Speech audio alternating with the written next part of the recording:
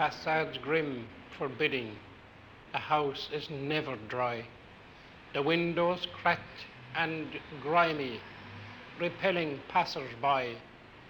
But within there is a welcome and boundless charity, a home from home for the homeless. It is Simon Hostel, Charlotte Quay. Men who have lost the battle against the pressures of this life, who are bruised, bemused, and battered by endless stress and strife. Therein find a shelter, and though outcasts they may be, they find new hope and succor in the Simon Hostel, Charlotte Quay. Therein, young boys and girls provide a meal, a warm bed, a ready smile, a handshake. They walk the very way that Christ himself did tread. Saint Simon they exemplify, they give their service free. A credit to all mankind is the Simon Hostel, Charlotte Quay. Their charity is endless, their outlook sane and bright, and they gladly give their service throughout the day or night. Old Limerick should feel very proud, and I invite all to come and see a witness that is Christ-like in the Simon Hostel, Charlotte Quay. Well, you certainly, I'm sure, brother, must have met a fair share of broken down and out people in this place, because it's one of the most appallingly desperate houses I think I've ever seen. It's an awful thought to think that human beings have to keep their lives here, have to live their lives, and how it must be, for you, it must be torturous, or is it? Well, it is, but I have a very strong bond of sympathy for such men. And I know they think themselves that they've come to a comparatively good way of life when they come into this hostel, because many of them have been dossing out and sleeping in old motor cars, and many of them are on the run from the law. Many of them have spent terms in mental hospitals and so on. And this is their home, this is their sanctuary.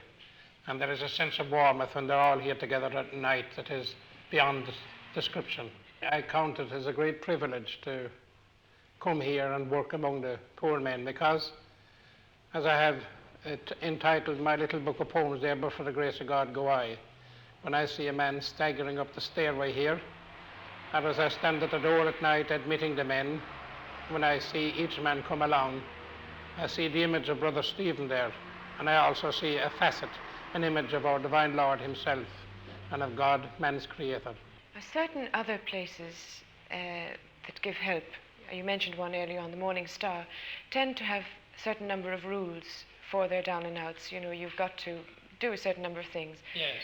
And they've got to have certain problems. Now, do you have any of these personal rules for these men? Do you just accept any man who comes in here and needs you? We accept any man who is absolutely destitute, who is in need for a bed for the night, providing he hasn't got a home within the vicinity.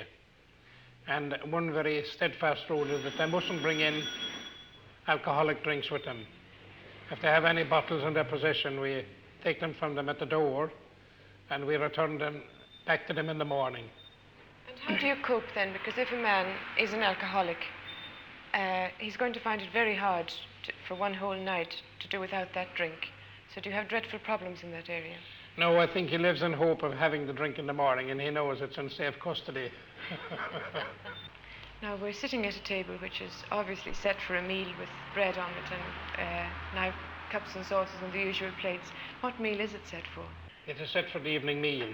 The evening meal begins about 6:45, and it continues on until the morning, until 9 a.m. What does that but mean? it They're gradually changes from soup to tea in the morning and porridge. But the cafeteria, the kitchen, is opened all night long. So they're coming in at all hours, all night. You don't close the doors during the night at any time? The door is actually closed, but the bell is always in action. And just the press of the bell, and there's always somebody to go to the door and admit the person who wants to come in. The beds are made upstairs, brother, and the place has obviously been cleaned, and somebody must have done all this. Now, who has done all this morning?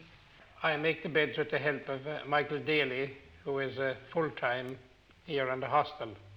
And Brother Anthony does the cooking. He prepares the breakfast, and he's a very, very good cook. He's of Italian extraction and has a great love for the culinary art.